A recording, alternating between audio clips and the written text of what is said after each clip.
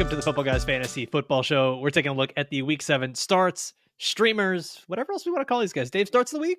These are just people you can put into your lineup, and we're getting at that weird point in the season. I keep saying it every week, but it feels more and more true every single week. There are just more players injured, more players with injury statuses that we don't know, more bye weeks starting to pile up, Dave. We're getting to the point where we are just starting players that we didn't think we would, even just last week. It's now we're saying, okay, you're not on the injury report? Cool. Exactly. Welcome to my starting lineup. Yeah, exactly. That's where we're at, man. So before we get started with this, I just want to remind everybody, you got a bunch of ways you can enjoy this show. First is right here on YouTube. The other is going to be on Apple Podcasts and Spotify. So if you're watching here on YouTube, please give this video a like, comment down below with your Week 7 start and sit questions. And then if you are listening on Apple or Spotify, give this a 5-star rating. It helps us out a ton. Dave, kick us off with your first start of the week. First guy I'm going to talk about is Tyler Allgeier, and I just talked about this guy on our waiver show, saying I could not believe how many leagues he was still available in. And, he's just a good running back, and he's looked better and better. And there's a very obvious thunder and lightning approach that the Atlanta Falcons are using, Bijan Robinson being the lightning and Tyler Allgeier being the thunder.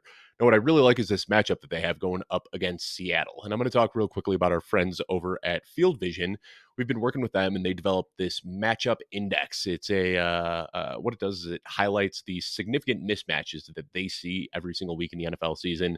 It's a proprietary model. They use historical data to predict future outcomes based on schemes, tendencies, game plans, player personnel.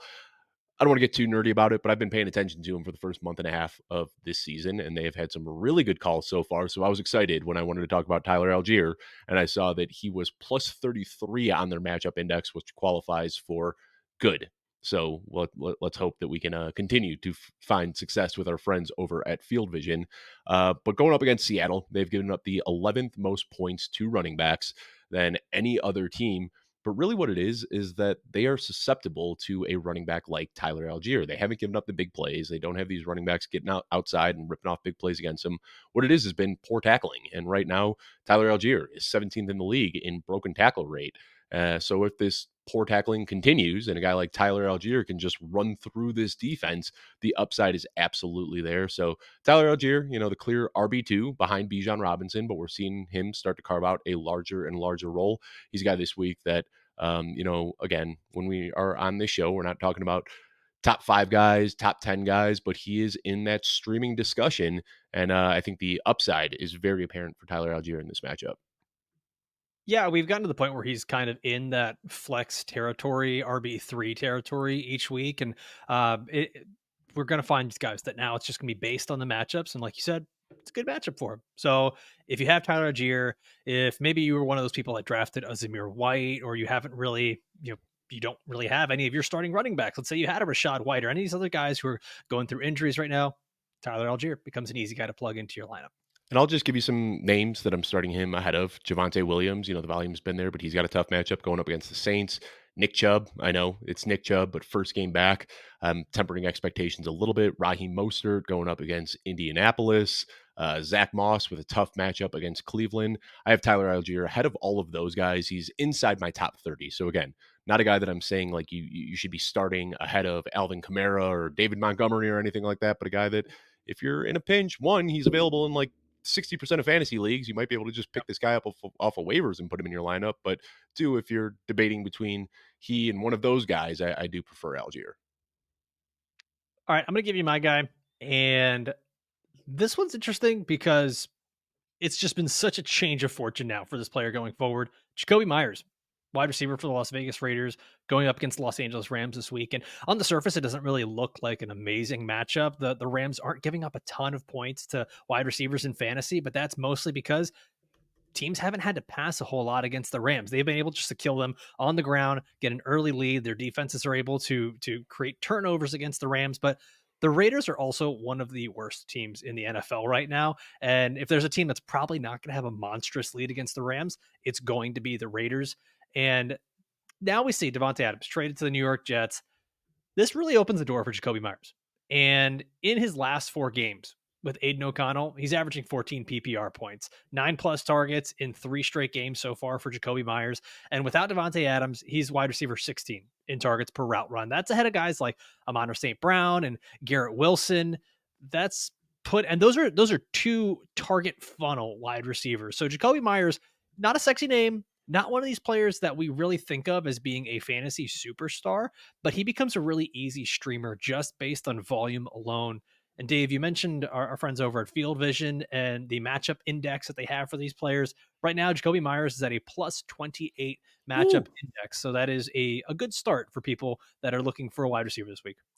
I mean, Jakobi Meyers is just such an underrated player. I feel like we've been talking about Jakobi Yeah. Meyers being underrated for what, like 4 years now, and he still is somehow very underrated. Just draws targets, makes plays, scores touchdowns. I am starting an irresponsible amount of Jakobi Meyers across all my leagues this year. I mean, like, he's one of those guys that it was just so easy to draft him when he was sitting there in round 10, 12, whatever of your fantasy drafts. And now with Devontae Adams out of the picture, we're going to see him go back to what he's done historically when he was his team's wide receiver one, pull a 28-30% target share. So, absolutely with you. Not going to push back whatsoever. Big fan of Jakobi Meyers and excited that the opportunity is going to be there now without Devontae Adams.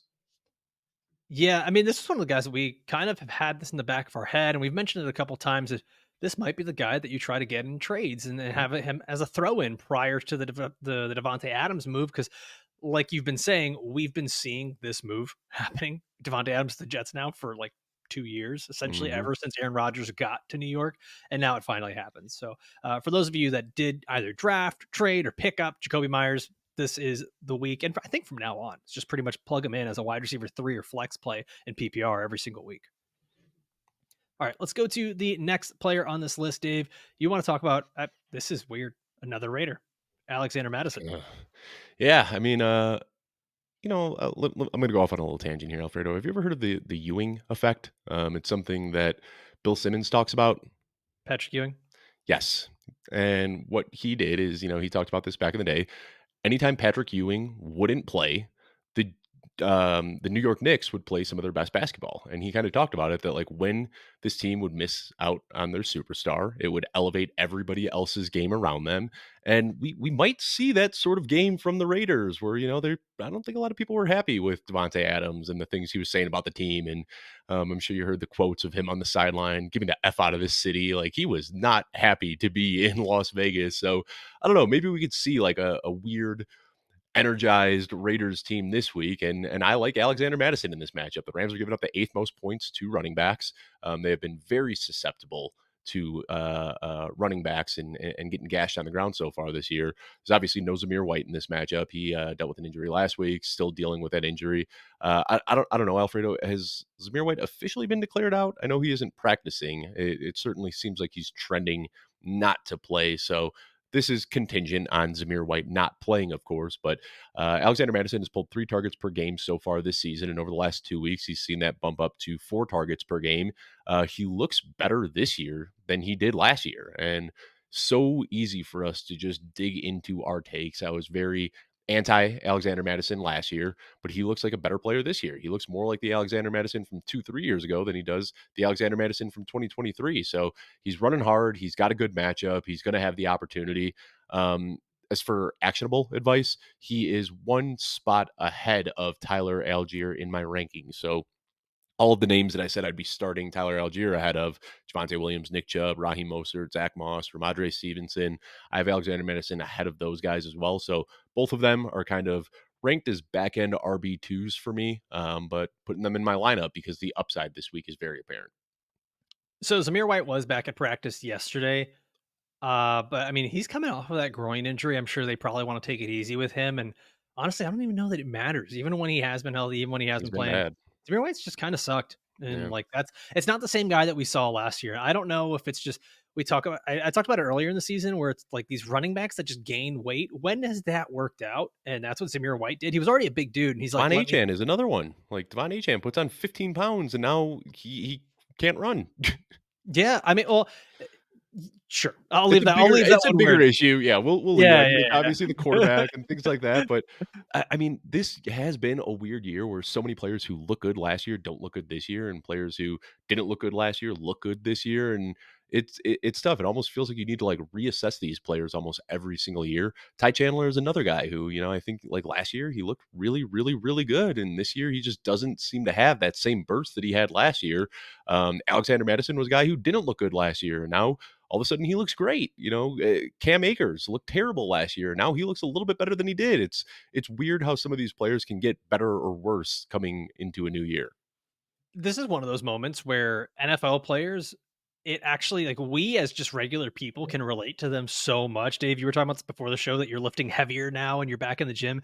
And I was saying that whenever I do that, yeah, I start to feel stronger. My body feels so much worse. And you really have to focus so much more on stretching and like you just feel like you feel either great or awful. There's no in between. And like one of the things I was always been told is that if you train to look like a statue, you're going to move like a statue. And that's kind of what we end up seeing with a lot of these running backs. Christian McCaffrey talked about how when he changed his workout regimen to involve more yoga and more functional movements, he was actually able to handle himself better on the field. So I think that's a little bit of like what we're seeing with Zamir White and some of these other guys is like notice Derrick Henry. He's already big and everything he does has been functional movement.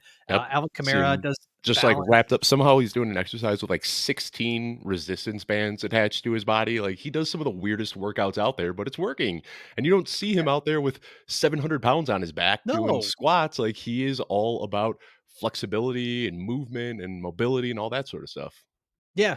Yeah. All right. That's enough from us pretending to be doctors for a moment.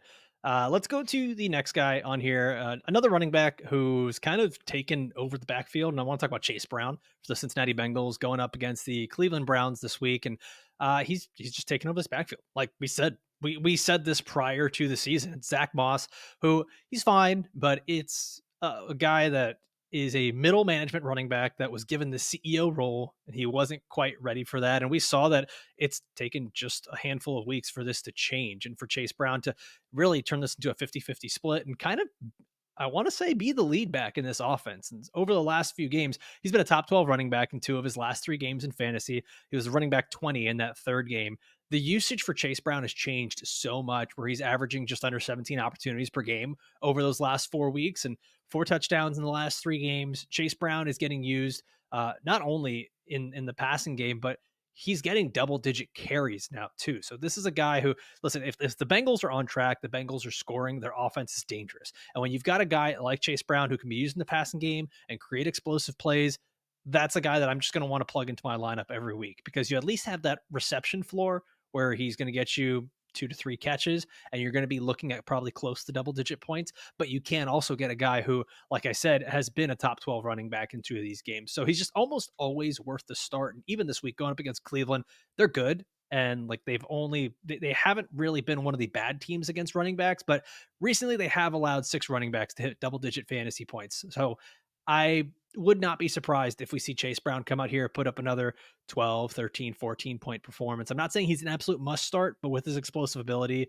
and the long plays that he can give you, he goes from being a flex to one of these guys that can give you an RB1 performance when you plug him in as your RB3. Yeah, and I said I was talking Zach Moss in my head, but Zach Moss didn't look too good last week. Averaged just about 2 yards per carry, had a really costly fumble, and after that fumble, he didn't come back into the game, and it was all Chase Brown from there on out. So, we know that the efficiency metrics tell us that Chase Brown is a much more explosive player than Zach Moss, but Zach Moss hasn't really been a liability at this point. He's been doing what's asked of him. He's kind of been a diet Joe Mixon in this offense, but now if he's not picking up yards after contact and he's fumbling the ball, that opens up even more opportunity for Chase Brown. This is exactly what we hoped for in the offseason was that Chase Brown, the young, sparked up guy with off the charts athleticism and breakaway speed would get a bigger opportunity. Now here we are going into week 7, seeing that opportunity grow over the last few weeks. So I have Chase Brown well ahead of Zach Moss in my week 7 rankings. And I think that we're just starting to see that changing of the guard in Cincinnati. All right, Dave, let's go to the next start on here. You got a wide receiver, Wan'Dale Robinson, going up against Philly. And do we have the confirmation Malik Neighbors is going to be back this week?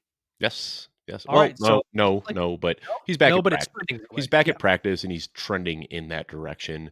I'd say about 90% likely that we see neighbors out there Okay, so with Neighbors likely being in there, talks about why Wan'Dale Robinson still remains a starter. because Wan'Dale Robinson saw more targets in the last game with Malik Neighbors than he's averaged over the last 2 games with him. And I talked about this a lot where I said that I think Wan'Dale Robinson is better when Malik Neighbors is there because if defenses want to pull down and just kind of shut down Wan'Dale Robinson, they can do that. But when you have Malik Neighbors, it, stresses the defenses out a little bit more. And I will say Darius Slayton, what he's done over the last couple of weeks has been a pretty nice fill-in for Malik Neighbors. He's looked really good, way better than expected. But now you've got the breakout and the emergence of Darius Slayton. I don't think they could put that back in the bottle. Now you've also got Malik Neighbors. They have very overlapping skill sets in what they can do and where they operate on the field. And that's just going to even open up even more opportunities underneath for Wan'Dale Robinson. You look at this matchup against Philly, they have been a pass funnel so far this year. Really good run defense, not so good secondary. And that's exactly what we saw last year as well, trickling over now into this year. So this is another one that our friends over at Field Vision like. They have a plus 18 matchup index for Wan'Dale Robinson here. He's a guy that I'm trying to get in my lineups, even though I was a little bit cooler on him the last couple of weeks. I've got him ranked as a wide receiver 3, but ahead of Christian Kirk, Cortland Sutton, Jalen Waddle, Michael Pittman, a few big names out there where I'd be comfortable putting Wan'Dale Robinson in ahead of them. And honestly, if we're just going to look at this from the most macro view ever, like let's just zoom out, the Giants are just better. They're better when Malik Neighbors is in the lineup. The Mhm. offense is more of a threat. Defenses have to spread out a lot more. They have to be worried about that guy being on the field. And going up against Philly, like I don't know that I necessarily expect this to be a Steelers Browns game where they're just going to have the knockdown, drag out, slugfest, super boring 9-6 run fest. This is going to be a game where these teams are going to have to be passing back and forth. Now, it could be a blowout. Like we could just see the Giants revert to the Giants of old, but the way things have looked this year, Daniel Jones, when Malik Neighbors is there, he's actually better. He's better. The Giants offense is better. So yeah, I'm willing to go with a guy that's getting targets in an offense when it's at its best. All right. I'm going with another guy here that's kind of similar situation to Wan'Dale Robinson. He's the wide receiver 2 on his team, got a good matchup. I'm going with Darnell Mooney against the Seattle Seahawks. This game is already the highest implied point total of the week by Vegas, and both offenses rank top 10 in neutral pass rate. Both are top 3 in pace of play. Essentially, what we're going to see here is just a lot of passing plays, a lot of points that are expected to be made here. And the last 3 quarterbacks actually to go up against Seattle, we've got a total of 7 touchdowns, 0 interceptions. So this is something where, yeah, Kirk Cousins coming into this game, coming off of a really hot week in previous matchups. Going up against Seattle, it just seems like one of these really great matchups for him. And we mentioned them before. Our friends over at Field Vision, they give kind of that score, the matchup index. This is a plus 10 matchup index for Darnell Mooney going up against Seattle. And I think that while a lot of people have really focused on the Drake London breakout, uh, Darnell Mooney has had a really nice, like there's a bit of Mooney Sance over there in Atlanta where Oh. come on, Did you give write it. that one? Did you write that one No, last I night? Have you didn't. been I waiting didn't. I waiting? didn't. The Mooney Sance. The Mooney Sance. Hey, I almost went with the Drake out. We got the Drake out and the Oh, Mooney that Sance. see, that's a good one, the Drake out. That actually, like, it Yeah, works. I know. I didn't want to drop 2 puns in the same player little spiel. All right, so we got the Drake out and the Mooney Sance, and I need to come up with one for Kirk. I'll do that later. But yeah, I mean, the offense has looked good. Darnell Mooney has looked good. He's been surprisingly good. I'm willing to start him this week, especially if you're the guy that normally has CD Lamb or any or like a Roma Dunze, a Keenan Allen, any other Bears wide receiver who you'd expect to typically be out there. Darnell Mooney, I think he was already on that fringe starter territory, but now this week with a good matchup, I'm willing to throw him in there as a wide receiver 3. Absolutely, yeah, and I talked about Darnell Mooney quite a bit this offseason, and felt like nobody ever wanted to hear it when I'd start talking about Darnell Mooney, but No, we a didn't. a good receiver who's just been hamstrung by bad quarterback play his entire career, but we gotta remember this guy went for 1,000 yards with Justin Fields as his quarterback. I mean, like, he's Yeah, a good wide receiver. I think we all wanted to. Nobody gets excited to be like, let me draft the potential 4th target on an offense I don't know anything about. But Yeah. it's worked out because he's not the 4th target on this offense. We're still seeing Bijan Robinson splitting touches with Tyler Algier. Kyle Pitts is still yet to truly get the breakout that we want. It's really been Drake London who's been elevated, and then Darnell Mhm. Mooney is right there behind him. So yeah, I mean, I've got him as the wide receiver 25 this week.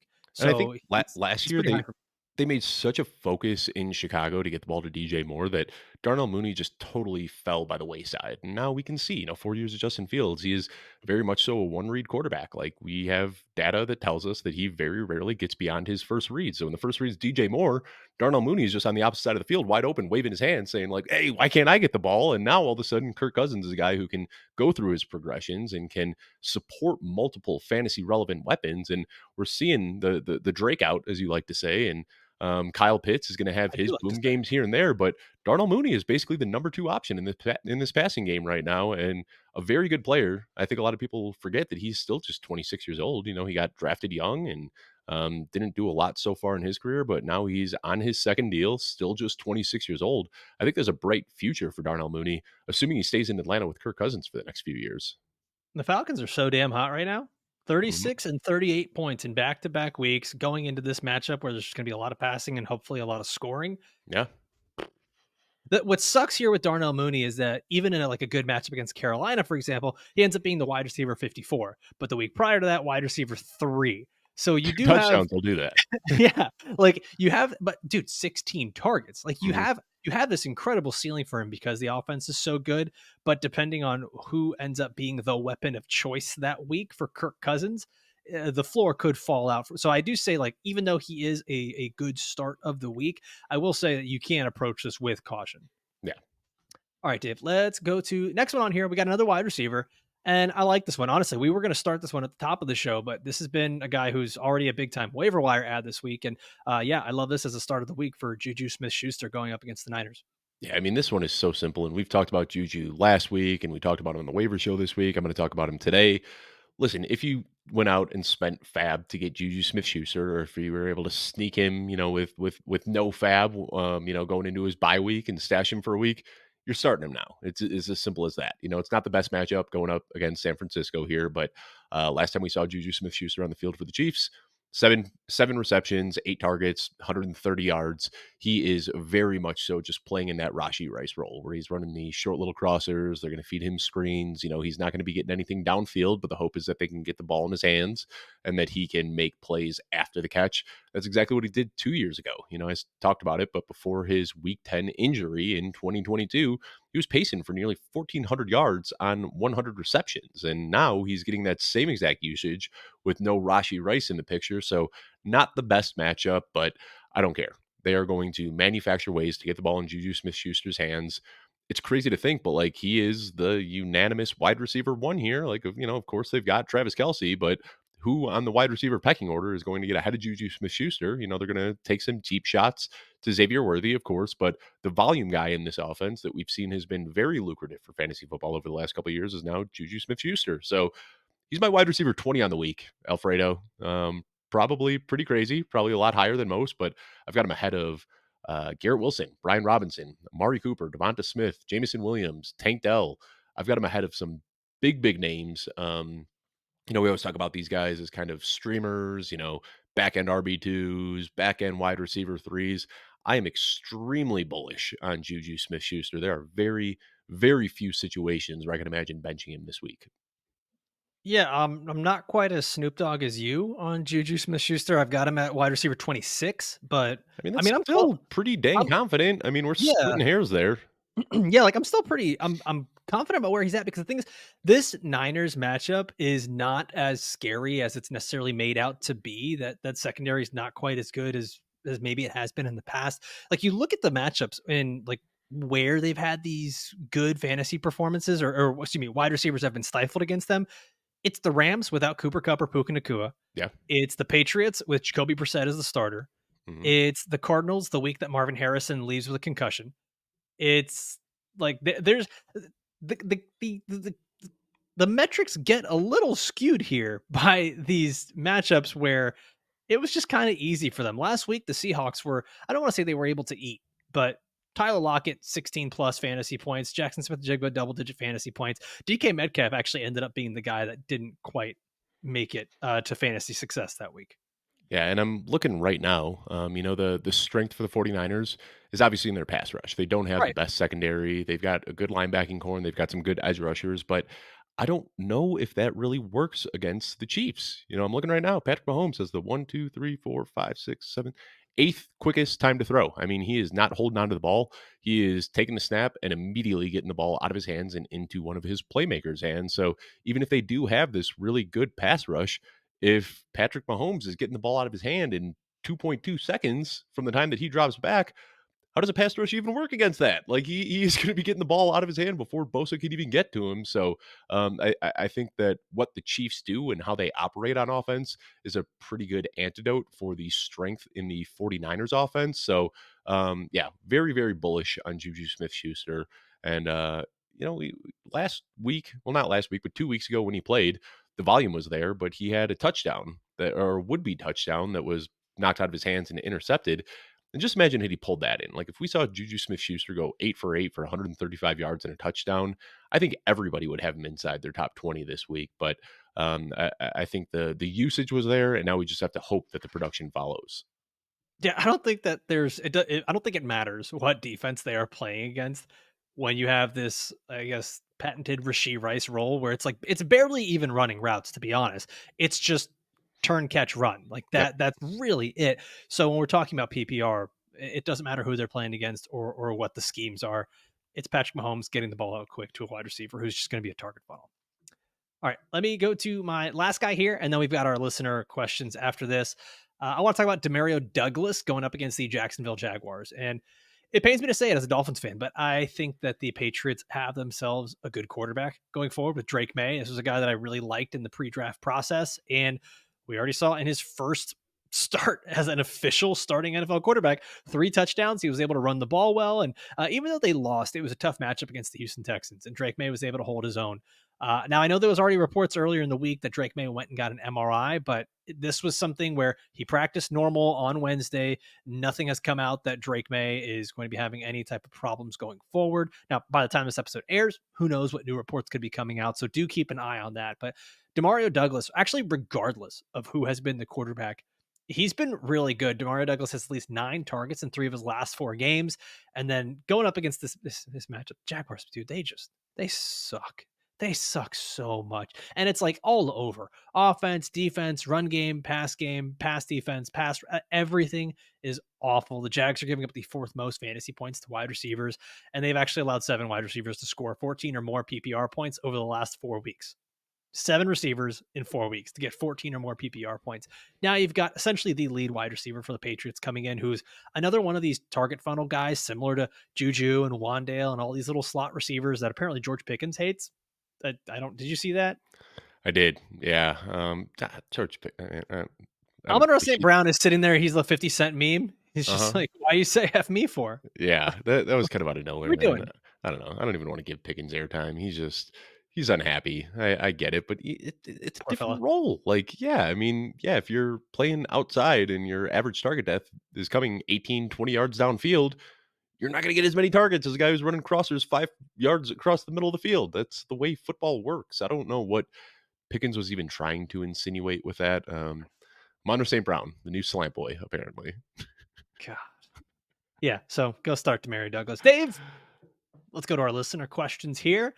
And as always, you guys can send us your emails over at fantasyshow@footballguys.com or on Twitter. I'm at Alfredo A. Brown. Dave is at Dave Kluge. And you can always ask us your questions there. Or, like I mentioned before, if you're watching on YouTube, drop them in the comments down below and we'll do our best to get back to each of those.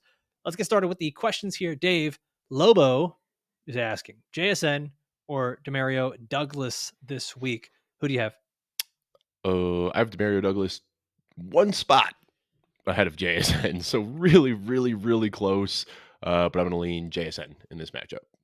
I'm same. Even though I have Demario Douglas as a guy you can start to pick, I'm going to go JSN as well. That matchup against Atlanta, it's the same reasons that I want to start Darnell Mooney. It's going to be a shootout over Wait, there. I might have misspoke. I have Demario Douglas 1 spot ahead of JSN. Did I misspeak there? Oh, 1 you spot dirty ahead. boy. I mean, it's All close, but one spot that I lean Demario Douglas. So I mean, that's not even me telling you to start Demario Douglas. That's saying these guys are in the same tier, and the choice is yours. So essentially, we're not going to I help you. am helpless. Yes. Essentially, figure it out. Thank you for your question. But yeah, I'm going to go JSN. Let's go to the next question on here from Disco. I swear to God, these are real names, by the way, on Twitter. Lobo, Disco. Disco's asking, pick one of these for full PPR flex. Wan'Dale Robinson, Austin Eckler, Cortland Sutton, Khalil Shakir. David? I think I lean Wan'Dale. I'm looking through Same. my rankings right now. Yeah, Same. it's We Wan'Dale got Robinson Brian. for me. Yeah, we got Brian Robinson coming back. Cortland Sutton, not even really the top receiver on his team. Last week with Devon Vele being in there, Khalil Shakir is going to have Amari Cooper jumping in. So yeah, Wandale. Oh, please don't make that happen. Like, I really hope they can coexist where Amari Cooper I think is they can. running more of the Diggs role, where he's kind of 8 to 10 yards. And I'd like to see Khalil Shakir go back to what he did last year, where he's doing more downfield stuff because they've been asking him to really play a different role this year, where he's been playing a lot of shorter routes and getting those dink and dunk targets where we know the valuable targets. And what Khalil Shakir does best is deep downfield. So I would love if Amari Cooper can kind of be that underneath guy and Khalil Shakir can go back to running the deep routes. This probably caps his upside a little bit, but I still want to hold on to some faith for Shakir because he's been excellent so far this year.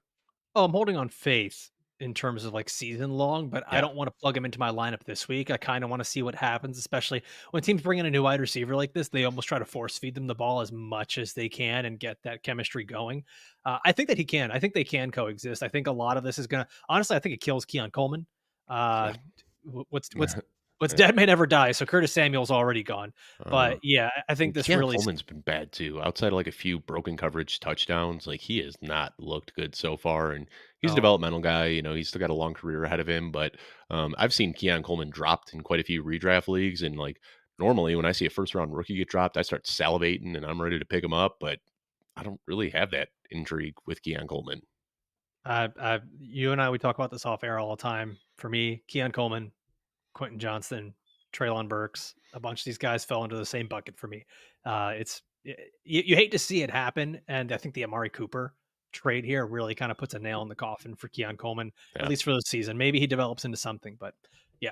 Let's go to our next question on here. Travis is asking Evan Ingram or Juju Smith-Schuster in PPR formats. Ooh, I'm I'm always going to lean the wide receiver receiver. in Yeah. this case, especially when it's the potential top wide receiver for Patrick Mahomes. So I'm going Schuster. I mean, Evan Ingram's usage was great last week, 10 for Mm. 10 with over 100 yards. Love to Yeah. see that, but Juju Smith-Schuster outscored him, with a 7 for 8 for 130 in PPR league. So I'm going Juju here, but man, I'm pretty excited about Evan Ingram this week. He got dropped in a handful of leagues I was in, and where I was just saying I had no interest in picking up Keon Coleman. When I saw Evan Ingram getting dropped, I was like, "You guys are crazy." I was splashing fab. Evan Ingram wasn't a guy that I drafted a Flash and ton of. fab. It wasn't a guy I was drafting a ton of this season, but now I have him on a ton of rosters. He's my tight end 5 on the week. I've got him ahead of Kyle Pitts, had a Laporta, had a Tucker Same. Craft, Kincaid, Yep. Njoku. It's I like Evan Ingram a ton this week, but I'm going to lean towards Juju. Yeah, I'm right there with you. I've got Evan Ingram in the same spot. Also, new title for the Monday waiver wire episode: Splash and Fab. Dave Kluge. I'm in. All right, let's go to the next one here. Steven is asking in his PPR flex spot, Tank Dell or Chase Brown. Yes, thanks. Love the show. So where are you going, Oh, Dave? well, thank you. We love Yeah, that you love the show. we Looking it up love right now, I've got Chase Brown in my flex rankings at 34. And who was the other guy? Tank Dell. Yeah, I've got Tank Dell much, much lower than that at 58. So Chase Brown pretty easily for me. Let me see. I am, yeah, same spot. Same spot. I'm going to go Chase Brown over Tank Dell in this one. You know what? I'm going to look at it this way. I think that you have a safer floor with Chase Brown. If it's one of these where you're projected to lose by a lot, I might go with Tank Dell because I think there's the opportunity for the blow up spot in a potential shootout with the Texans and Packers. So I think that's how I'm going to look at it. If you want the safe, give me 12 points, Chase Brown. If you want the guy who could blow up for 30, but also maybe get you single digits, I'm going Tank Dell. All right. Next question on here. Tim is asking, should I flex Juju Smith-Schuster, Tyrone Tracy, or Raheem Mostert? Dave? I believe Devin Singletary was back at practice Correct. yesterday. Yeah, so that definitely concerns me a little bit for Tyrone Tracy's outlook. Love the player, and I think he's done well enough that he's going to continue to be involved, but it's going to be a split with Singletary. So I'm going Juju here pretty easily. Yeah, and for Raheem Mostert, Devon Achan was back in practice in full. Hmm. So both of these running backs, they're going to be splitting touches. So yeah, Juju Smith-Schuster on that one, Tim. Sheesh, man. Juju, my start of the week. I've recommended him to a lot of people. If Please don't he let me down, flops, Juju. Please don't let me down, man. if he I flops, don't feel good about betting on Juju's knees, but here we are. I'm gonna get the schedule. When do the Chiefs play again? Is I that just a think they regular play Sunday game? early. Is that like one of the 1 Oh, PM they play games? afternoon, 4:25, Okay, 4:25 yeah, I'll Eastern. I'll be I'll be waiting around 8 PM for the scheduled "I messed up" text. Yeah, yeah. No, I think we're gonna be good there. All right, let's go to the next one on here. Irving is asking Sam Darnold or Kyler Murray this week in the quarterback spot. And you know what's interesting is we It's actually had funny, this we question had this was a in football the guys work chat. discussion a few days ago. Yeah. Yeah. Sam Darnold or Kyler Murray, and we're both actually pretty comfortable with starting Sam Darnold over Kyler Murray this week. I wouldn't say comfortable. Sam Darnold's my QB9, Kyler Murray's my QB10. So I do have That's Sam comfortable. Darnold ahead I'm not saying that we're doing it staunchly. uncomfortably. I'm not saying we're doing it staunchly. It is like a must, but like we're comfortable with someone doing that is what I'm getting at.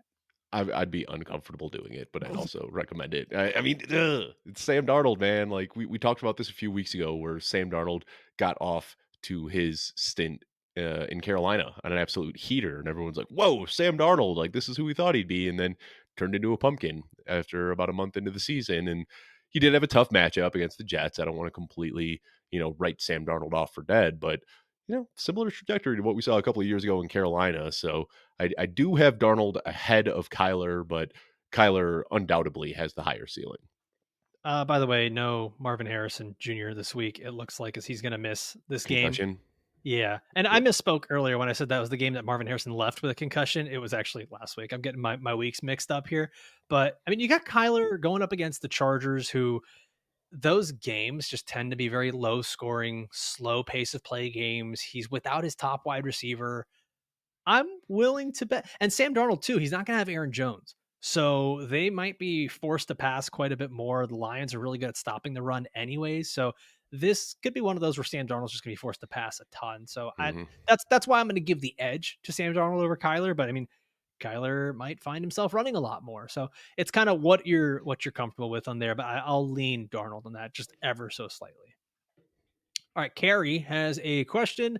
Tank Bigsby, Ramondre Stevenson, or Bucky Irving at the running back spot. Ramondre's out this week, no? They haven't Am I officially declared him out, but he's yet to practice, okay, and yeah. did miss last week. So I'm not expecting to see Ramondre play this week unless we see a huge change in his practice participation. So essentially Tank Bigsby or Bucky Irving at this point. Which it sounds like ETN is going to be out this week too, right? Like not official, but he seems to be trending in that direction. It's so hard to speculate on injuries on a Thursday 'Cause because we it really don't get the full picture. Like we're trying to work with half of a puzzle right now, yeah, and we really get that final piece where we get the clear picture on Friday. So assuming ETN is out, which I'm not saying, I he assume was he's going to be limited out. on Wednesday. Yeah, but for the sake of discussion, if ETN's out, Bigsby's going to be inside my top 12. But if ETN's in there, man, I have no idea what to expect. It's super, super weird. It was odd that he was knocked out of the game early with what like appeared to be a bad injury, but then he's back at practice in a limited fashion. Those Wednesday injury or the participations are always a little odd because sometimes on Wednesdays they're just doing walkthroughs. So, you could be limping around on crutches and still log a limited practice on a Wednesday. So I really need to see where ETN is able, like what he's able to do on Thursday and Friday before I can make a firm decision. That's a tough one, but if ETN's out, I'm easily going Bigsby here. I'm gonna go Bucky Irving. I'm gonna go Bucky Irving because I think we pretty much know that Rashad White is gonna be out again with the foot injury. It is gonna be a split backfield like we saw with Sean Tucker and Bucky Irving, but Irving's been good throughout this season in a matchup where he's probably going to end up getting a lot of those checkdowns from Baker Mayfield going up against the Ravens.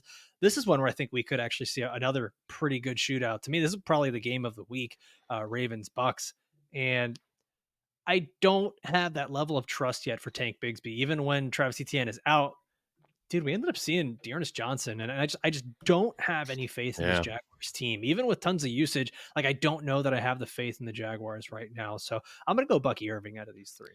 I will say Rashad White did practice. He's practicing today. I mean, this just came out. We're recording Thursday morning. He is out there practicing. So I don't know, man. Like Yeah, I this see is that 38 really minutes ago. tough. Yeah. So if we're talking, I mean, if how Rashad we White expect, plays, I think that's the then domino, right? If Rashad yeah. White plays, it's Tank Bigsby. If So not, I'll lean Bucky. I don't know, man. Maybe I'm crazy. I think like if all three of these guys are healthy, I think Rashad White is the RB1, and then we're kind of looking at like an RB2A and RB2B with Bucky Irving and Sean Tucker. This is we hear it all the time. Like two's a company, three's a crowd. A three-headed backfield isn't something I want any part of. And No. for those who paid up for draft and drafted Rashad White this year, that sucks. For those who spent a ton of money on Bucky Irving, that sucks. But I think unless White, Irving, or Tucker is injured and one of them is missing a game, I don't know if you can really rely on any of these guys. I mean, obviously they can still have boom games, but trying to predict when they're going to come is going to be near impossible. Anyways, next final question, actually here, Geometry Fletch.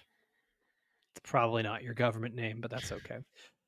He's going to ask Devon Achane or Tony Pollard at the running back spot. Dave, Pollard easily for I me. think I'm going Pollard. Yeah, pretty Yeah, no easily question. here, right? Where do you have Tony Pollard ranked? I've got him as my running back 10 this week going against Buffalo. Running back 8 for me. I've got him Okay. ahead of David Montgomery, Alvin Kamara, Brees Hall. I mean, he's a no-brainer start for me this week. Yeah, Devon Especially Achane. Tajay Spears is likely out. So that's, Mhm. Tajay Spears doesn't play. Tony Pollard has been, giving us near RB1 production on like a 60% snap share. See that bump up to 90 or 100%. I mean, what are you worried about Julius Chestnut? Because I'm not. Sorry, that's just a really funny sentence. Are you worried about Julius Chestnut? Yeah, No, I didn't think it would be. no, no, I'm not. All right. Well, there we go. We got all of our week 7 starts of the week and streamers, and we've been able to answer a bunch of your listener questions. But as always, you can drop more of those questions down in the comments below. Dave is just messing with his dog now, and it seems like is Torty okay? This isn't Tortellini, this is Orzo. Oh, She is, chewing up her bed right now. Orzo, you're killing me. Yeah, we can, here, I'll flash to Orzo real quickly. You can see her Orzy, chewing up her bed right here. where's the Way to baby? go. Where's You see that corner that she has Orz? just absolutely demolished? Yeah. Come on, come on, Yeah. come on. Have some respect for yourself.